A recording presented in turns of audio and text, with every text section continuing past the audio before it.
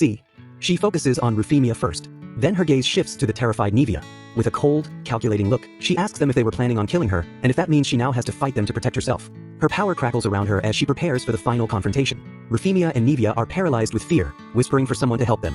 Nevia, in a desperate attempt to save herself, screams that it's not her fault and that her mother forced her to do everything. Rufemia furiously denies it, shouting that she would never force her own daughter to do anything. Nevia shrieks that her mother is a liar who only ever thinks about herself and that she was indeed forced to participate in the abuse. Rufemia screams back, accusing her daughter of having convenient amnesia and reminding her that she was the one who was most excited when tormenting Lunaria. The two of them descend into a screaming match, with Rufemia calling Nevia a stupid little girl just like Lunaria. Lunaria watches their pathetic display with utter boredom, telling them they're just wasting her time. The scarlet rose crest on her hand begins to shine brightly.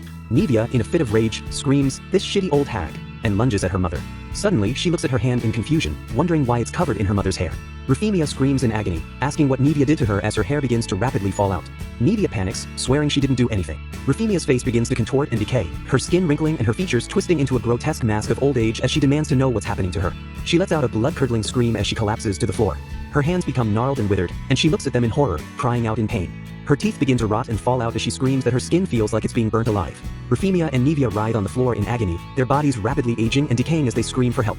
They are left as withered, decrepit husks of their former selves, still begging for somebody to help them. Lunaria looks down at the two of them and calmly remarks that they're having a rather ridiculous way of talking in their sleep.